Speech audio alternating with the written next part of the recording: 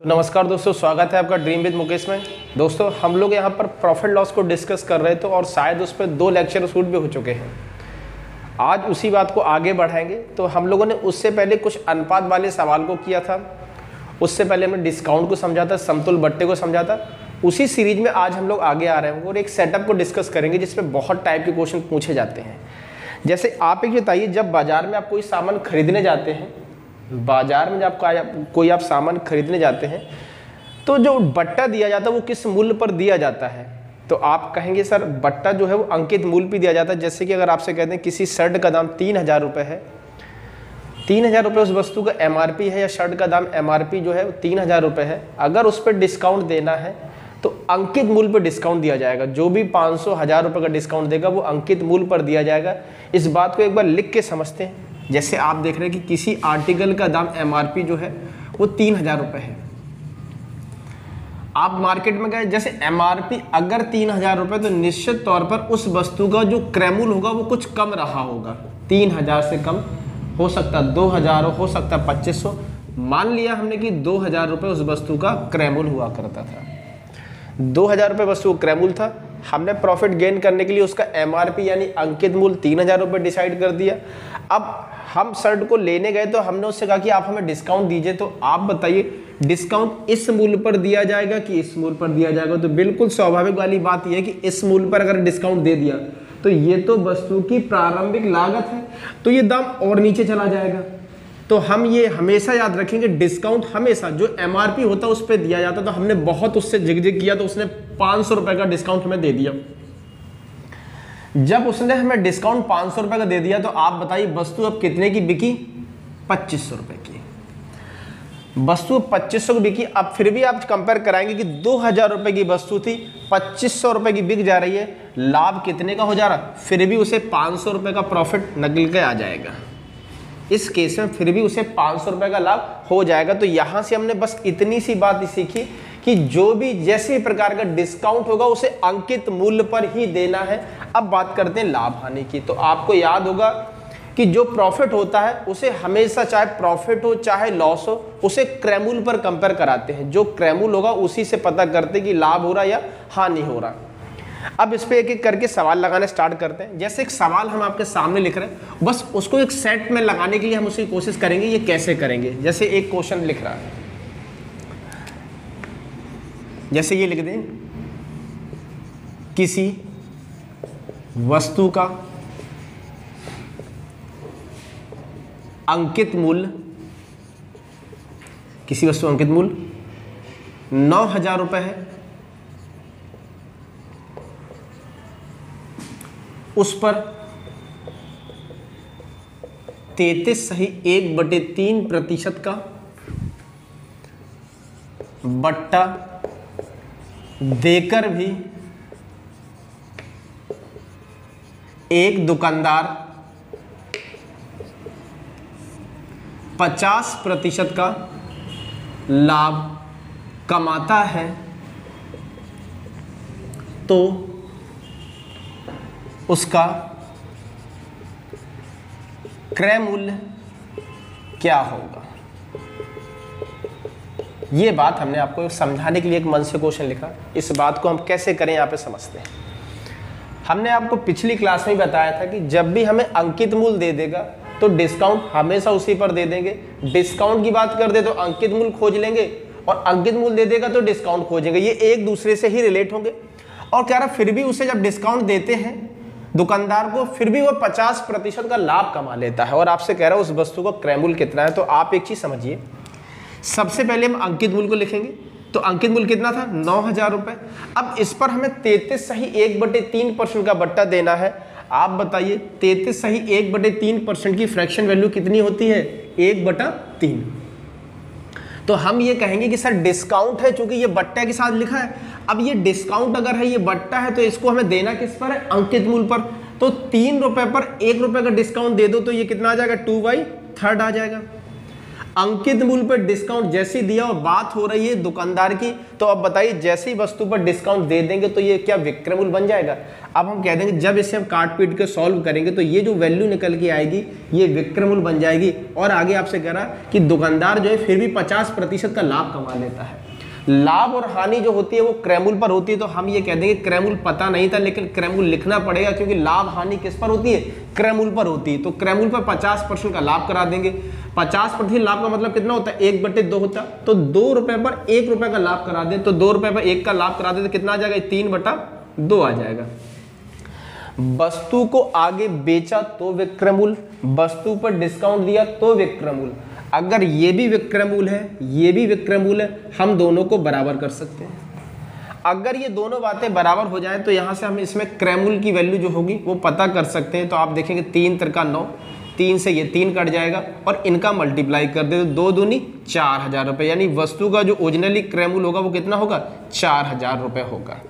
इस बात को एक बार फिर से समझें क्योंकि ये बहुत महत्वपूर्ण कंसेप्ट है। मोस्ट ऑफ सवाल में यही एक टेक्निक होती है जो लगाई जाती है विक्रय मूल्य बट्टा में, तो ये चीज याद रखना है आपको।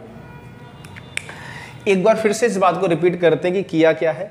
अंकित मूल्य लिखा और अंकित मूल्य पर डिस्काउंट दे दिया। डिस्काउंट 3 रुपए पर 1 रुपए का डिस्काउंट देना था, 3 पर 1 कम करेंगे तो ये कितना हो जाएगा, डिस्काउंट मतलब होता है कम करना, तो ये 2/3 आ जाएगा। ऐसा करने पर 50% का लाभ हो रहा, तो लाभ का मतलब 2 पर 1 बढ़ा दें, 3/2 हो जाएगा। अब हमने देखा कि 3 से हमने इसे 3 बार काटा, 3 से ये 3 कट चुका है। अब यहाँ कुछ नहीं बचा, यहाँ पर 2, ये 2 दूनी 4 और ये 3 जीरो की 3 जीरो आ जाएगी। तो हम वस्तु में ये कह सकते हैं वस्तु का क्रय मूल्य कितना बन जाएगा, 4000 रुपये बन जाएगा। उम्मीद है इसमें कोई डाउट नहीं होगा। ठीक है, आगे आते हैं। तो जब भी इस टाइप, देखिए अब आप एक चीज गौर करिएगा, इसमें सवाल में पूरा 4 सेट हैं, 4 टाइप की चीजें बन सकती हैं। जैसे एक ये है, एक ये है, एक ये है, एक ये है। 4 चीजों में 4 टर्म्स ये दे रखे, 4 टर्म्स में हमेशा सवाल में कोई भी 3 टर्म्स दे देगा और चौथा टर्म्स एक मिस कर देगा। जैसे अगले सवाल में अगर हम आपको क्रय मूल्य दे दे, हो सकता है ये वाली बात हम आपसे पूछने लग जाए। तो 4 चीजों में 3 चीजें हमेशा देगा, एक कोई चीज मिस कर देगा, उसी जो मिस कर देगा उसी की वैल्यू आपसे पूछेगा। एक सवाल फिर से इसमें समझते हैं हम लोग।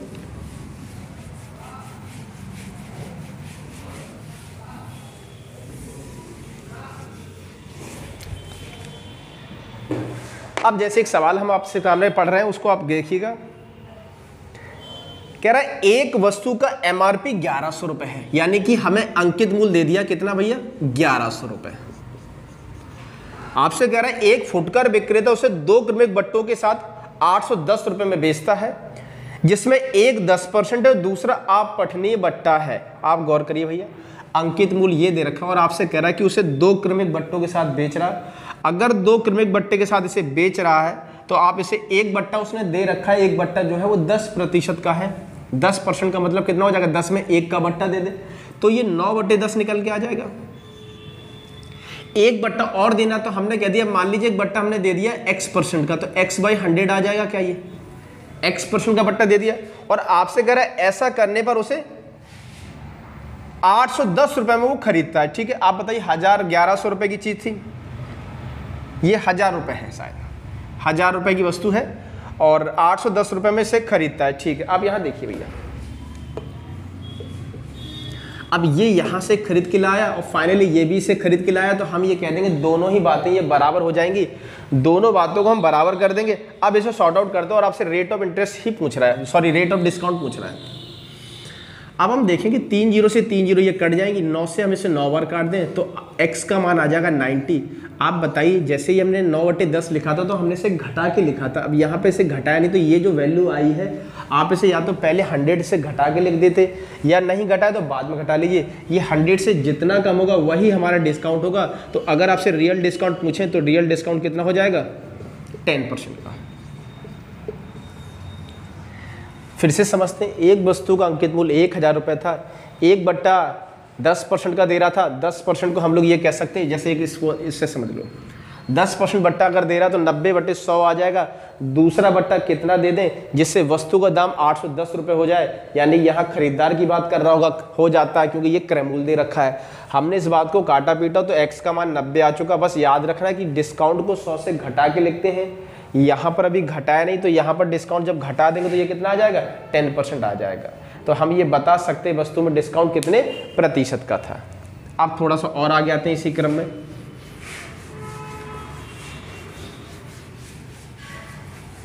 अब ऐसे अगर देखा जाए तो एसएससी ने, यूपी ट्रिपल एससी बोर्ड ने और एमपी के पेपरों में, एमपी बोर्ड के यानी व्यापम ने कुछ एक कॉमन क्वेश्चन बार बार पूछा, जिसमें जो खरीदने की रेट दे रखी होती है, एक विशेष खरीदने की रेट देता है, उसमें ये बात कंफर्म नहीं होती कि कितने % डिस्काउंट है या क्या है, तो एक शर्त लिख के देता है, उस शर्त पर हमें डिटरमाइन करना होता है। तो हम आपको एक शर्त को पढ़ना सिखा रहे हैं, उस शर्त को पढ़ना सीखिए। शर्त पढ़ने से पहले आप देख सकते हैं एक सवाल देख लीजिए इसी क्रम में, आपको सवाल से भी ज्यादा अच्छे समझ आएगा। जैसे आपके सामने एक सवाल आ रहा होगा, उसको आप पढ़िए। ये उत्तराखंड ट्रिपल एससी बोर्ड साल 2018 में पूछा गया सवाल है और इसको हर एक बोर्ड ने पूछा है। एसएससी पूछ चुका है, एमपी के व्यापम ने पूछ लिया, लगभग सभी बोर्ड ने इसको पूछा है। सवाल ये है कि 1215 रुपए का सामान आपको इन शर्तों पे दिया जा रहा है, 4, 3/12, N/30 की शर्तों पर दिया जाता है और कह रहा 15वें दिन भुगतान करता है, कोई व्यक्ति 15वें दिन भुगतान करता है और आपसे ये पूछा जा रहा है कि उसको बट्टा कितने % मिलेगा। अब एक चीज समझिए, इसको पढ़ना सीखते हैं कि ये अगर शर्त हमें दे देगा, अभी हाल में हम लोग 3 सवाल डिस्कस करेंगे जिसमें शर्तों की बात करेगा, तो शर्त को रीड कैसे करते हैं, और ये लगभग हर जगह आ चुका है सवाल, कई बोर्डों ने इसको पूछ भी लिया है। इसका सबसे अच्छा सवाल अगर देखा जाए तो साल 2017 में यूपीएसआई ने पूछा था मेंस परीक्षा में,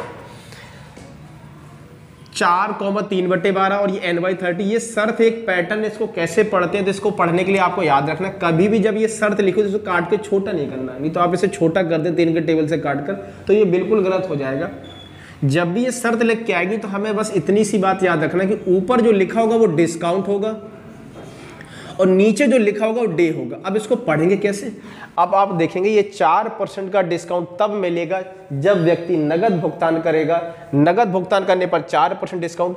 अगर वही व्यक्ति 12वें दिन तक, क्योंकि नीचे ये दिन दे रखे, अगर व्यक्ति 12वें दिन तक भुगतान कर दे तो उसे 3% डिस्काउंट दे देंगे, और 12वें दिन के बाद, अगर 12वें दिन के बाद भुगतान 13वें, 14वें, 15वें या किसी भी दिन करता है, 30वें दिन तक करता है भुगतान, तो फिर उसे किसी प्रकार कोई बट्टा नहीं मिलेगा। एन का मतलब होगा नथिंग, कुछ भी नहीं मिलेगा। फिर से समझते हैं, पहला जिसके नीचे दिन ना लिखे हो इसका मतलब हो जाएगा ये नगद बट्टा है, नगद देने पर 4% मिलेगा। अब नगद ना दिया तो आपने अगर 1 से लेके 12वें दिन तक भुगतान किया तो आपको 3% का बट्टा मिलेगा, और 12वें दिन के बाद भुगतान किया तो आपको फिर कुछ भी डिस्काउंट नहीं दिया जाएगा, यानी कि नथिंग। ठीक है, अब सवाल में जैसे बोला जा रहा है कि यदि व्यक्ति 15वें दिन भुगतान करे, अगर 15वें दिन कोई व्यक्ति भुगतान करा तो आप बताइए उसे डिस्काउंट कितने % का दिया जाएगा, तो आपका आंसर होगा सर 12वें दिन तक 3% था, लेकिन 12वें दिन के बाद जैसे निकलेगा तो फिर डिस्काउंट नहीं मिलेगा, तो आपका आंसर हो जाएगा 0, यानी कि नथिंग। तो आप देखेंगे शायद इसमें तीसरा या चौथा ऑप्शन दे रखा है 0% का डिस्काउंट। तो कभी भी शर्त आएगी तो पहला डिस्काउंट नगद पेमेंट पे यानी कि कैश पर होगा, दूसरे से आपके दिन शुरू हो जाएंगे 1 से 12 तक 3%, 12 से यानी 13 से 30 तक नथिंग हो जाएगा। तो ये है शर्त वाला सवाल। शर्त वाले सवाल में भुगतान आपको बता देगा, जैसे ये कह रहा 15वें दिन कर रहा तो डिस्काउंट 0 मिल रहा। लेकिन अगर इसी में हम एक सवाल और बना दें, हम कह दें कि मान लीजिए भुगतान जो है वो हमने 10वें दिन किया, अगर 10वें दिन भुगतान किया गया तो आप बताइए डिस्काउंट कितने % दिया जाएगा, तो आप कह देंगे सर 12वें दिन तक 3% था और ये 10वें दिन कर रहा तो ये इसी के अंडर में आ जाएगा, तो हम कह देंगे डिस्काउंट जो हो जाएगा वो 3% का होगा, 3% का छूट दिया जाएगा। अगर आपसे कहते हैं 8वें दिन किया तो भी 3% होगा, 8वें दिन करे तो भी 3% होगा, लेकिन हम आपसे कहते हैं कि हमने भुगतान जो है 19वें दिन किया, तो 19वें दिन 12 से जैसे ही आगे जाएगा तो फिर कुछ भी डिस्काउंट उसको नहीं दिया जाएगा। तो ये तो पहला सवाल था। अब इसके दूसरे सवाल की तरफ बढ़ेंगे, यानी कि ये शर्तों को रीड करना सीख लीजिए और लिख भी लेना गौर से, क्योंकि इस टाइप के सवाल बहुत ज्यादा तो नहीं आए, लेकिन लगभग हर एक बोर्ड ने एक आध बार इसको जरूर पूछा है। तो ऊपर दिया गया वो नगद होगा, वो सॉरी डिस्काउंट होगा, नीचे जो देगा वो क्या होंगे, दिन होंगे। अब आते हैं अगले सवाल की तरफ जो इसमें एसएससी ने पूछा हो। जैसे कि आपकी स्क्रीन पर फिर से एक सवाल आ रहा होगा, आप उसको रीड करें। सवाल कह रहा है कि एक कूलर का अंकित मूल्य 3200 रुपए है। गौर करना भाई सब, एक कूलर का अंकित मूल्य 3200 है, यानी कि हमें एमआरपी गिवन है कितना, 3200 कह रहा। अब इसमें शर्त फिर लिखिए 10, 5/10, 3/20 और n/30 की शर्तों पर खरीदा जाता है और पैसे का भुगतान 15वें दिन किया गया, 15वें दिन किया गया, ठीक है। और आपसे कह रहा है कि बताइए छूट और कूलर कितने में बिकेगा, डिस्काउंट बताना है और कूलर कितने का बिकेगा आफ्टर डिस्काउंट, ये चीज हमें बतानी है। आप फिर से शर्त को रीड करना सीखिए। अब आप देखेंगे कि यहां पर कुछ भी नीचे नहीं दे रखा, यानी कि ये हम समझ जाएंगे ऊपर जो होता है वो क्या होता है, डिस्काउंट होता है, नीचे जो होता है वो क्या होता है, डे होता है, D/D। तो ये डिस्काउंट हो जाएगा, ये क्या हो जाएगा, डे। तो आप बताइए, हम ये कह सकते हैं नगद भुगतान करता तो 10% मिलता, अगर 10वें दिन तक भुगतान किया तो 5% मिलता, लेकिन 10वें दिन के जैसी बात जाएगा तो डिस्काउंट कितने % हो जाएगा उसका, 3% का हो जाएगा। तो हम कह देंगे डिस्काउंट से 3% होगा, क्योंकि 10 से ज्यादा है, 20 से कम है, तो ये इस वाले अंडर में आ जाएगा, इस वाले की कैटेगरी में आ जाएगा। तो बताइए डिस्काउंट कितना मिलेगा, तो आपका सवाल होगा 3% का डिस्काउंट मिलेगा, 3% का डिस्काउंट मिलेगा। फिर दूसरी बात आपसे पूछी जा रही थी कि डिस्काउंट, ये तो डिस्काउंट हो गया। अब कह रहा, अब डिस्काउंट कह रहा कितने रुपए का दिया गया, ये ऑप्शन में क्योंकि 3% है नहीं, 3% की वैल्यू दे रखी। आप बताइए 3200 रुपए का अगर 3% पता करने के लिए आ जाए तो सवाल का आंसर कितना हो जाएगा, 96 रुपए का, 96 रुपए का डिस्काउंट दिया जाएगा। अब सवाल में कह रहा वस्तु कितने की बिकेगी, तो बताओ अगर हमें विक्रय मूल्य बताना है तो विक्रय मूल्य के लिए आप सीधा सीधा ये सोच लीजिए कि 3200 रुपए की वस्तु है, 3200 रुपए की वस्तु है, 96 रुपए का हमने ऑफ दे दिया, डिस्काउंट दे दिया, तो वस्तु कितनी की आ जाएगी, आप सीधे 100 रुपए बढ़ाकर 3104 कह सकते हैं। ये डिस्काउंट के बाद वस्तु 3104 रुपए की बिकेगी, वस्तु का डिस्काउंट 96 रुपए का होगा, और अगर भुगतान 15वें दिन करता है इस केस में। उम्मीद है ये बात आपको समझ में आई होगी। अब एक बार फिर से इस बात को समझ लेते हैं। एमआरपी गिवन थी, ये डिस्काउंट की कंडीशन दे रखी थी, और डिस्काउंट जो है वो 15वें दिन कर रहे थे। अगर 15वें दिन कर रहे थे तो हम कह देंगे 10वें दिन तक 5% है, लेकिन 10वें दिन के जैसे आगे आएगा तो डिस्काउंट की जो रेट है वो बदल के कितने % हो गई, 3% हो गई। अब अगर ये 3% हो गई तो हमने भुगतान 15वें दिन किया है, तो 15वें दिन हम इसी डिस्काउंट की कैटेगरी में आ जाएंगे, तो हम 3% डिस्काउंट देंगे। अब ऑप्शन में क्या था, ये 3% नहीं दे रखा था, 3% की वैल्यू दे रखी थी, तो हमने क्या किया, इस 3200 रुपए का 3% पता कर लिया। अभी हम लोग CISI नहीं पढ़ा, तो अभी हम लोग इसी तरीके से सॉल्व करते रहेंगे। जब कैलकुलेशन में शार्पनेस आ जाएगी तो ये मन में करा जा सकता है, 32 या 96 ये रुपए आ जाएगा। अब आप बताइए 3200 रुपए में अगर ये 96 रुपए माइनस कर दें तो ये आ जाएगा 3104 रुपए। तो डिस्काउंट 96 रुपए का और वस्तु बिकी कितने की, 3104 रुपए की। अब इसी कैटेगरी में एक सवाल और पूछा गया है, आप देखेंगे उसको भी करते हैं। फिर इसका सबसे अच्छा जो सवाल पूछा हमने आपको बताया, सबसे अच्छा सवाल UPSI ने इसमें बना के दिया, एक बहुत अच्छे दर्जे का सवाल बना के दिया।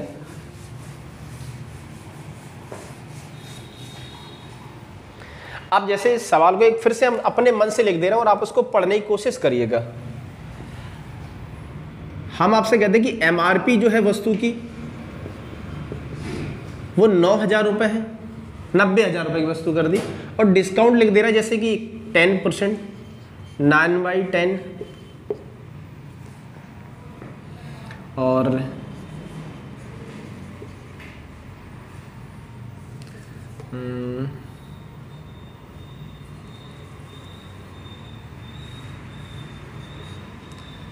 3/20 और यहाँ पे लिख दें n/30। ये हमने शर्त लिख दी और हम आपसे कहते हैं भुगतान 19वें दिन हमने किया है, 19वें दिन किया, भुगतान 19वें दिन किया, और आपसे पूछेंगे बताइए कितने % का डिस्काउंट दिया जाएगा और वस्तु कितने रुपए की बिकेगी। तो आप लोग इस सवाल का आंसर देने की कोशिश करिएगा। इसके उसका विक्रय मूल्य कितना हो जाएगा, और सेकंड आंसर आपको ये देना है कि इसमें डिस्काउंट कितने रुपए का मिलेगा, यानी छूट हमें नंबर में बताना है कि छूट कितने की है। दोनों सवाल का आंसर आप लोग कमेंट बॉक्स में करके दीजिएगा कि इसका आंसर कितना बनेगा। 90,000 रुपये की वस्तु निम्न शर्तों पर बेची जा रही है, भुगतान 19वें दिन किया गया, तो विक्रय मूल्य क्या हो जाएगा और छूट कितने रुपए की होगी। ठीक है, ये आपको कमेंट बॉक्स में कमेंट करके दोनों ही सवालों के आंसर बताना है और सभी लोग कोशिश करिएगा इस सवाल को बताने की। अब थोड़ा सा और आगे आते हैं, अब इसका वो सवाल डिस्कस करते हैं जो यूपीएसआई ने साल 2017 में पूछा है, और ये बहुत अच्छा सवाल होगा।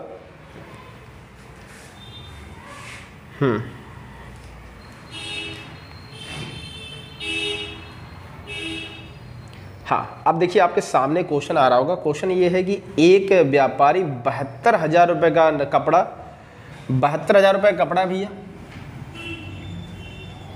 और कुछ शर्तों पे ले रहा। शर्त ये दे रखी 10, 5/12 एंड 3/20 और n/25 की बट्टों की शर्त पर खरीदता है। अब गौर करना, पहले ये आदमी खरीदने जा रहा है वस्तु को, तो अब जब हम इसको डिस्काउंट दे देंगे तो हमें क्रय प्राप्त होगा। ठीक है, खरीदता है और बिल का भुगतान 14वें दिन करता है, 14वें दिन करता है। यदि वह 20% लाभ कमाना चाहे तो उसे अंकित मूल्य कितना निश्चित करना चाहिए कि फिर भी वह 10% का बट्टा दे सके। पहले तो हम इसमें एक काम करते हैं कि जब वो इस सामान को खरीदने गया तो उसे कितने रुपए का सामान वो मिलेगा, ये बात पता करते हैं। जब वो खरीदने जाएगा तो आप बताइए इस वस्तु का अगर क्रय मूल्य पता करें। देखिए पिछले सवाल में हम विक्रय मूल्य लिख रहे थे, आप गौर करना, क्योंकि पिछले 2 सवाल जो हम लोगों ने सॉल्व किए हैं उसमें वस्तु का विक्रय मूल्य आया करता था, क्योंकि बेचने की बात करता था कि एक व्यक्ति इतने इतने डिस्काउंट पर बेच रहा है। इस बार वो खरीदने जा रहा है। जैसे दुकानदार का 2 काम होता है, पहले वो खरीदने जाएगा, दुकान पे लेकर आएगा, फिर उसकी एमआरपी टैगिंग करेगा, फिर अपने अनुसार बेचेगा।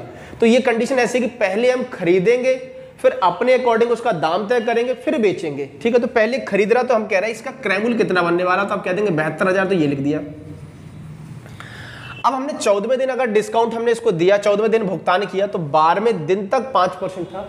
12वें दिन के बाद जैसे ही जाएंगे तो अब हमें डिस्काउंट जो मिलने वाला है वो कितने % का है, वो 3% डिस्काउंट मिलने वाला है।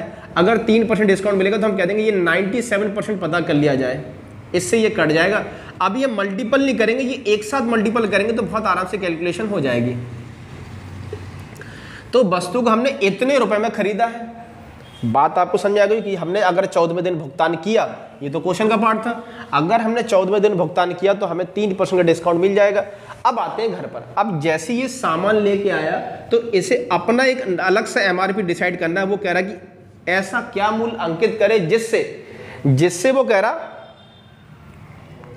20% लाभ भी कमा ले और 10% बट्टा भी दे दे। आप देखिए, आप 10% बट्टे देने की बात करो तो 10% का बट्टा जो दिया जाएगा वो इसी पर दिया जाएगा, क्योंकि अंकित मूल्य पर ही बट्टा दिया जाता है। अगर इस पर 10% का बट्टा हम इस प्रकार दे दें, 90/100 के फॉर्म में या 9/10 के फॉर्म में दे दें, अब ये सेलिंग प्राइस बन जाएगा। इधर भी हमें सेलिंग प्राइस बना देना है। जैसे ही सेलिंग प्राइस बनाएंगे तो आप बताइए ये क्रय मूल्य लिखा है, क्रय मूल्य लिखेंगे। अब ये लाभ कराना चाहता हो, लाभ जो बता रहा सवाल वो कह रहा है कि 20% का लाभ कमाना चाहता है, ये क्रय मूल्य है। 20% लाभ का कहने का मतलब कितना हो जाएगा, 120/100। वस्तु को आगे 20% लाभ पर बेचा। अब देखिए ये क्रय मूल्य बन जाएगा। अगर ये क्रय मूल्य है तो वस्तु को आगे बेचने पर हम विक्रय मूल्य प्राप्त कर लेंगे। तो ये भी विक्रय मूल्य है, ये भी विक्रय मूल्य, ये दोनों ही चीजें बराबर है, हमने इनको बराबर कर दिया। बराबर क्यों है, क्योंकि ये दोनों ही सेलिंग प्राइस यानी कि विक्रय मूल्य बन चुकी है। ठीक है, अब अगर ये बराबर तो यहां से अंकित मूल्य की वैल्यू बड़े आराम से ज्ञात की जा सकती है।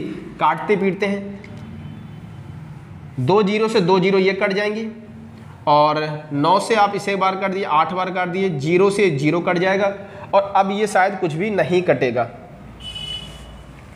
अब ये कुछ नहीं कटेगा तो हम बस यहाँ पर अंकित मूल्य पता कर ले रहे हैं। यहाँ पर जब इसका गुणा कराएंगे तो आ जाएगा 8 7 56 की 6 5 और 9 8 72 5 77 1 0 और ये 12। एक बार फिर से अंकित मूल्य का गुणा करने के लिए हम इनका गुणा कर दे तो आ जाएगा 0 12 6 72 की 2 हाथ से लाई 7 12 7 84 84 7 4 11 91 और ये आ जाएगा 9 12 7 84 तो ये आ जाएगा 9 4 13 और ये 93 120।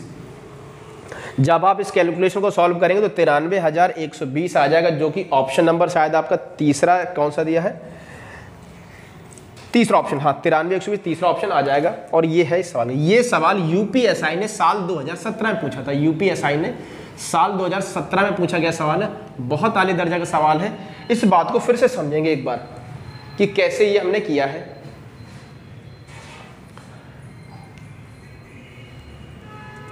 करते हैं डिस्कस। 72,000, ये तो सवाल का ही पूरा पैटर्न दे रखा था। ये 72,000 रुपये वस्तु का दाम था, इन शर्तों पर खरीदा है और पेमेंट हमने 14वें दिन किया। अगर 14वें दिन हमने पेमेंट किया तो आप देखेंगे ये 3% का डिस्काउंट क्रिएट कर पाएगा, क्योंकि 14वें दिन 12वें दिन के बाद 5% खत्म हो जाता है, तो 3% डिस्काउंट दिया। और चूंकि कह रहा था खरीदता है, जब सामान खरीदता तो क्रैमुल आ जाएगा। 72,000 रुपये पर हमने 3% डिस्काउंट दे दिया। 100 में अगर 3% हटा दें तो 97/100 आ जाएगा। ये कट चुका है और हमने इसका गुणा नहीं किया, ये आ गया क्रैमुल। अगर ये क्रैमुल आ चुका तो फिर आपसे कह रहा है बताइए अब इस वस्तु का दाम कितना निश्चित करें, यानी कि अंकित मूल्य की बात कर रहा है कि जब इसे खरीद के लाओगे फिर नया मूल्य अंकित करिए, जिससे हम 10% बट्टा भी दे दें और 20% लाभ भी कमा लें। तो बट्टा हमने कहा था, कह दिया 10%, तो आपको अंकित मूल्य तो लेना ही लेना है, तो अंकित मूल्य हमने ये ले लिया, 10% बट्टा दे दिया। लाभ कमाने की बात कर रहा है, लाभ क्रैमुल पर करा देंगे, तो ये क्रैमुल है, लाभ के लिए 120/100 कर दिया। इस बात को काटा पीटा तो 93,120 के तौर पर आंसर मिला है। ठीक है, उम्मीद है ये बात आपको समझ में आ रही होगी। अब जैसे एक सवाल इसी टाइप का हम और बनाते हैं, उसको सॉल्व करने की कोशिश करेंगे। ये सवाल एग्जैक्ट यूपीएसआई ने पूछा है और ये बहुत अच्छा सवाल है। जनरली आदमी अगर इसे शर्त को नहीं पढ़ पाया तो फिर सवाल भी नहीं होगा। तो मेन कंपोनेंट इसमें यह है कि आप शर्त को पढ़ना सीखें, जो कंडीशन दे रहा है इस कंडीशन को रीड करना जाने, क्योंकि अब ये लगभग सभी पेपर जब बोर्ड पूछ चुके हैं तो कभी भी हो सकता कहीं भी आ जाए। तो आपको ये तैयार रखना है कि अगर शर्त वाला सवाल आता तो कैसे करेंगे। एक सवाल हम फिर से लिख रहे हैं,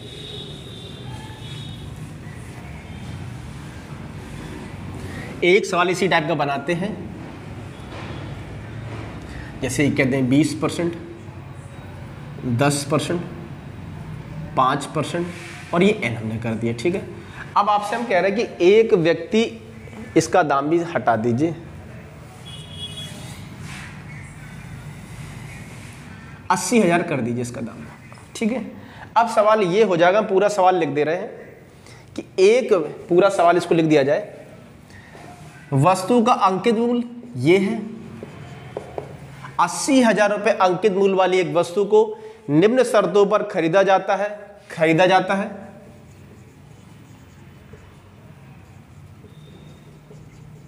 यदि भुगतान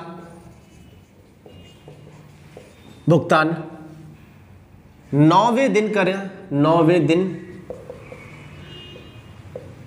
किया जाए, यदि भुगतान 9वें दिन किया जाए तो वस्तु का अंकित मूल्य क्या निश्चित करें कि 33 सही 1/3% का बट्टा देने के बाद भी वह 12.5% का लाभ कमा ले। हो सकता है इसका आंसर मिक्स फॉर्म में आए, यानी परफेक्ट डिजिट में ना हो, लेकिन इसका आंसर दिया जा सकता है। सवाल फिर से इसको सॉल्व करना स्टार्ट करेंगे और अब हमें ऐसा लग रहा है बाकी लोग इसे कर सकते हैं, तो आप इसको पॉज करिए और इस क्वेश्चन को लगाने की कोशिश करिए, फिर डिस्कस करते हैं हम लोग इसको। अब आप देखते हैं इसको डिस्कस करते हैं। बाकी आप लोग जो है, अगर जो वीडियो लोग देख रहे हैं तो उसको पॉज करिएगा इसी पर और पहले खुद से लगाने की कोशिश करिएगा और देखिएगा कि आप इसको सॉल्व कर पा रहे हैं, नहीं कर पा रहे। अगर नहीं कर पा रहे तो कहाँ गलती कर रहे हैं। हम इसको सॉल्व करना स्टार्ट कर दे रहे हैं। 80,000 रुपये वस्तु का अंकित मूल्य है। जब सामान को हम खरीदने गए तो हमने भुगतान किया 9वें दिन। अगर 9वें दिन भुगतान किया तो आप यहाँ देखिए कि 12वें दिन तक 10% था और ये 12वें दिन के अंडर में ही आ जाएगा 9वां दिन, तो हमें डिस्काउंट मिलेगा 10% का। तो हमने 10% यानी कि 9/10 मूल्य पर इसे खरीदा, 90/100 कह लो, जिससे बात कंफर्म बनी रहे। हमने इतने मूल्य पर इसको खरीदा, यानी ये क्या बन गया, ये क्रय मूल्य बन चुका है। अब आपसे कह रहा कि बताइए अब इसका मूल्य कितना डिसाइड किया जाए। तो अब हमने कह दिया इसका मूल्य अब हमें कुछ डिसाइड करना, और डिसाइड हमने ₹8 कर लिया। कह रहा जिससे 33 सही 1/3% का बट्टा दे दे।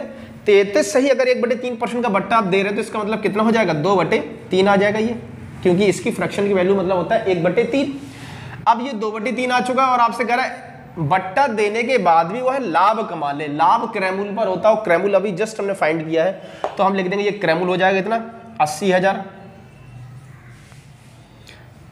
और इसकी 0 0 ये काट दीजिए, ये दोनों 0 कट गई तो ये 80, ये 2 0 ये हटा दीजिए तो ये आ जाएगा 90। ठीक है, अब ये क्रैमूल है, ये 2 0 2 काट दो 800 ये और ये 90। ठीक है, अब आप बताइए ये क्रैमूल लिखा है और आपसे कह रहा है 12.5% का लाभ भी करा देना, तो लाभ जनरली होता किस पर है? क्रैमूल पर।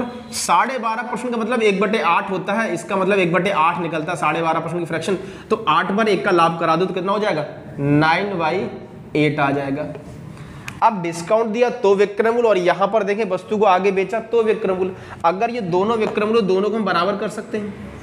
अब दोनों बराबर कर दिए और अंकित मूल का मान बताना बड़े आराम से बताया जा सकता है। देखिए 8 से ये 8 कट चुका है, 3 से नहीं कटेगा, ये गुणा होगा, 2 से इसे काट दो 45 टाइम। ठीक है, अब ये कुछ भी नहीं कट रहा और यहाँ पर गुणा कर लो तो अंकित मूल का मान हम जब कैलकुलेट कराएंगे तो आ जाएगा 9 3 27, 2 0 ये आ जाएंगे और 45 से मल्टीपल कर देंगे और आप इसका आंसर दे सकते हैं। क्योंकि ये मन का सवाल था तो परफेक्ट डिजिट में आंसर आ गया, अच्छी बात है, लेकिन इसका आंसर लिखा जा सकता था। अब बढ़ते हैं थोड़ी से और आगे। तो कभी भी अगर शर्तों वाले सवाल आता है, ये एक बहुत महत्वपूर्ण टाइप बनने लगा प्रेजेंट टाइम कंडीशन में, कि जहां शर्तों पर सवाल आते हैं तो शर्तों पर जब भी सवाल आएगा तो हम इस टाइप से कैलकुलेट करा सकते हैं उनको आराम से, बस रीड करना आपको ये आना चाहिए। अब थोड़ा सा और आगे चलते हैं, इसके आगे और चलते हैं।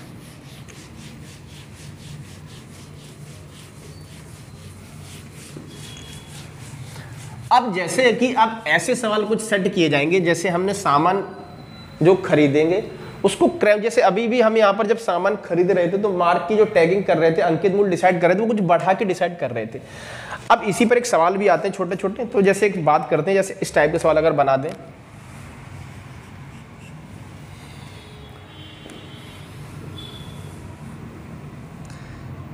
जैसे एक सवाल लिखते हैं, किसी वस्तु का अंकित मूल्य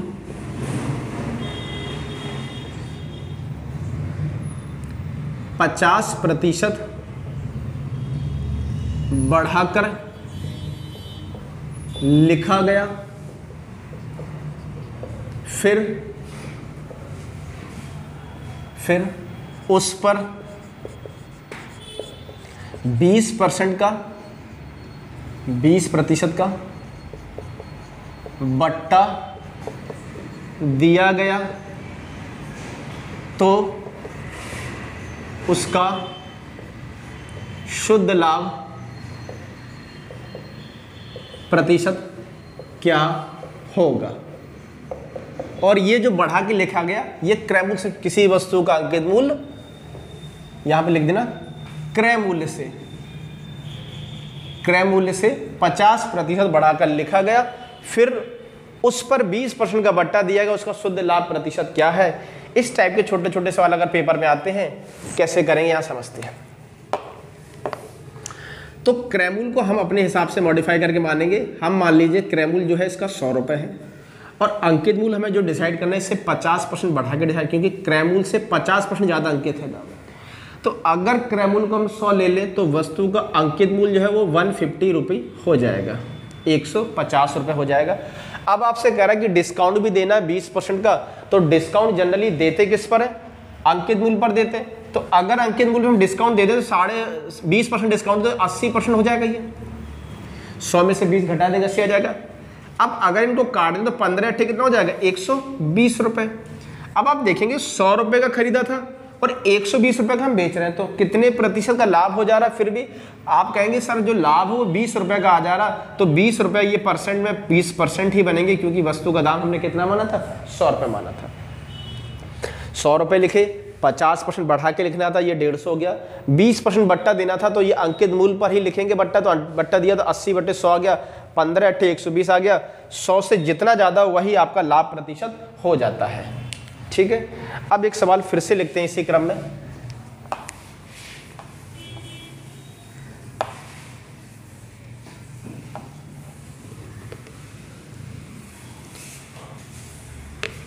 अब जैसे कि आपकी स्क्रीन पर एक सवाल आ रहा होगा, उसको देखिए।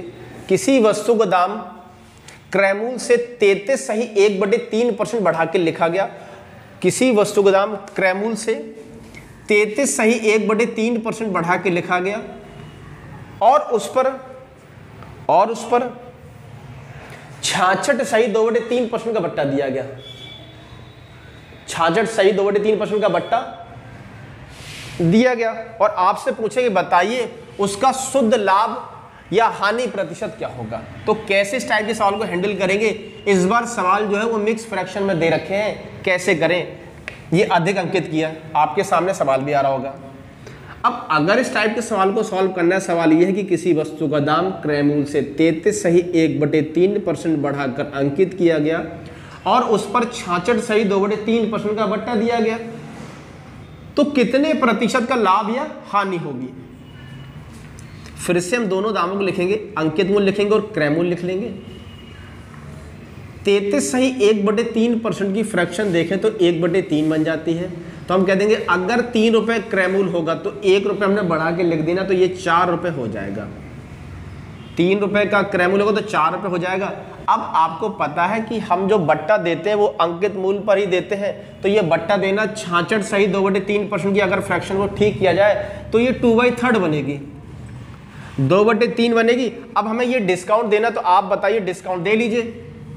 3 पर 2 का डिस्काउंट दे दें तो 3 पर जैसे ही 2 रुपए का डिस्काउंट देगा तो 1/3 आ जाएगा। अब वस्तु में इतने रुपए में बेची है, ये जैसे ही डिस्काउंट देते आफ्टर डिस्काउंट वस्तु का विक्रय मूल्य आता है। ये बात तो पहले दिन की क्लास का पार्ट है, ये भी विक्रय मूल्य है और सवाल में हमें क्रय मूल्य दे रखा है 3 रुपए, ये क्रय मूल्य, ये विक्रय मूल्य। अगर इन बातों को थोड़ा सा रेशो के फॉर्म में ठीक कर दिया जाए तो आप देखेंगे इनके रेशो को ठीक कर दें तो 3 यहां चला जाएगा, तो हम कह देंगे 4 रुपए ये आ जाएगा, 3 रुपए 3 3 का 9 रुपए आ जाएगा। अब बताओ 9 रुपए का खरीदा और 4 रुपए का बेच दिया, तो इस केस में आपको घाटा हो जा रहा है। 4 रुपए का 9 रुपए का खरीदा था क्योंकि क्रय मूल्य है, अब 9 का खरीदा और 4 रुपए में बेच दिया, तो आप देख रहे हैं इस बार हमें घाटा हो जा रहा है, इस बार लाभ नहीं हो रहा। हम कह देंगे इस बार हानि हो रही है, और हानि कितनी हो रही, 5 रुपए की हानि हो रही। पिछले सवाल में कंपेरिजन जो हो रहा था वो 100 पर हो रहा था, तो हमें दिक्कत नहीं होती थी, लेकिन इस बार 9 4 पे हो रही है।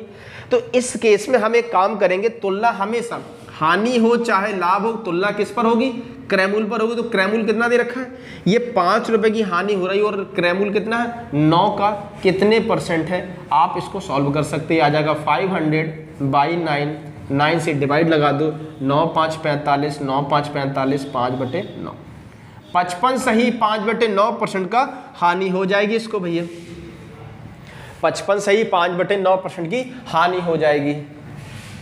तो अगर इस टाइप के डिजिट देता, सिंपल डिजिट आती तब तो कोई दिक्कत ही नहीं, 100 मान के लगाते थे, लेकिन अगर डिजिट थोड़ी सी कॉम्प्लिकेट इस टाइप की सेट कर दे तो हम देखेंगे डिस्काउंट देने के बाद ये जो क्रय और विक्रय के अनुपात होंगे, इन बातों को हम थोड़ा सा ठीक कर लेंगे। जब ठीक कर लेंगे तो ये रेशो हमें समझ में आ जाएंगे। इस कैटेगरी में एक सवाल और लिखते हैं कि अगर इस कैटेगरी का और एक सवाल आ जाए तो कैसे इस बात को हम सॉल्व करेंगे। अगर कोई भी डाउट हो तो आप उसको कमेंट बॉक्स में लिख के बताते रहिएगा, क्या डाउट हो रहा, क्या डाउट नहीं हो रहा, ठीक है। फिर से आपकी स्क्रीन पर एक सवाल आ रहा होगा और सवाल को हम रीड कर रहे हैं। आपसे कहा जा रहा है कि किसी वस्तु का अंकित मूल्य क्रय मूल्य से 12.5% बढ़ाकर अंकित किया गया और उस पर 33 सही 1/3% का बट्टा दिया जाता है, तो उसका शुद्ध लाभ परसेंट बताना है। सवाल फिर से लिख दें, यदि किसी वस्तु का अंकित मूल्य उसके क्रय मूल्य से 12.5% बढ़ाकर अंकित किया गया हो और 33 सही 1/3% बट्टे के साथ बेचा गया हो, तो उसका शुद्ध लाभ या हानि प्रतिशत क्या होगा, इस बात को हमें बताना है। फिर से करते हैं इसको। 12.5% की फ्रैक्शन 1/8 बनती है, तो हम कह देंगे अंकित मूल्य ये ले लिया और ये क्रय मूल्य हो गया, तो हम कह देंगे अंकित मूल्य 8 रुपए क्रय मूल्य होगा और बढ़ा के लिखना तो 9 रुपए हमने इसमें अंकित कर दिया होगा। अब आपसे कह रहे हैं कि डिस्काउंट देना है, तो डिस्काउंट कितने परसेंट देना है, 33 से 1/3%, जिसका मतलब 1/3 निकलेगा, तो 3 पर 1 रुपए का डिस्काउंट दे दीजिए, ये आ जाएगा 2/3 आ जाएगा। 3 से आप इसे काट दीजिए, 3 3 का 9, 3 दूनी 6, ये 6 रुपए बन जाएगा। अब आप देख रहे हैं कि 8 रुपए का खरीदा था और 6 रुपए का हमने इसे बेच दिया, तो इस केस में जैसे ही हमने डिस्काउंट दिया ये विक्रय मूल्य आ चुका था। 8 का खरीद कर 6 का बेच दे रहा, तो इस केस में आपको हानि हो जा रही है, और हानि कितने की हो रही है, 2 रुपए की। अब ये 2 रुपए की जो हानि आई है इसे कंपेयर किस पे कराएंगे, क्रय मूल्य पर। तो क्रय मूल्य कितना है, 8 रुपए इंटू बाई कितना हो जाएगा, 100 रुपए। 2 से काट देंगे 4, 4 से काट देंगे ये, तो हम ये कह पाएंगे कि 25% की हानि इस केस पर हो जाएगी। उम्मीद है ये बात आपको समझ में आ रही होगी। एक बार फिर से समझ लेते हैं। 12.5% बढ़ा के लिखने का मतलब 8 है तो ये कितना हो जाएगा 9 रुपए। डिस्काउंट देना था 33 सही 1/3% का, तो 3 पर 1 कम कर दिया तो 2/3 आ गया। 3 से 3 बार कटा, 3 दूनी 6 ये आ चुका है। 8 की खरीद सामान 6 में बेच रहे हैं, तो लाभ बताइए, लाभ तो होने से रहा, हानि हो रही है। हानि कितनी हो रही है 2 रुपए की। अब ये 2 रुपए की जो हानि आई है, तुलना इसको किस पे करा दे, क्रैमूल पे करा दे। क्रैमूल कितना 8 × 100 कर दें, ठीक है। तो आज हमने कुछ इस टाइप के सवाल पढ़े। कल इसी में एक अपडेटेड सवाल भी आएगा कि अगर हम सामान को, जैसे अभी हम ये देख पा रहे हैं कि सामान को एक डिस्काउंट पे ही बेच दे रहे हैं, कल ऐसा हम लोग सवाल करेंगे जहां पर जैसे हम आपसे कहते हैं 3 दोस्त हैं हमारे, तो तीनों दोस्त अलग अलग कैटेगरी के होंगे, तो किसी को हम MRP पे बेचेंगे, किसी को बड़ा डिस्काउंट देंगे, किसी को थोड़ा कम डिस्काउंट देंगे। तो अलग अलग कैटेगरी से अगर हम लोग उसको बेचें तो कल कैसे करेंगे इसके आगे। अभी सवाल में पूरे आर्टिकल को एक ही डिस्काउंट पर बेच दे रहा है, कल ऐसा सवाल करेंगे जब पूरा आर्टिकल अलग अलग डिस्काउंट के साथ बिकेगा, ठीक है। तो आप लोग सवाल में जो भी आपको आंसर देने थे उसके आंसर दीजिएगा। आज की क्लास को हम लोग यहीं विराम देंगे। Thank you.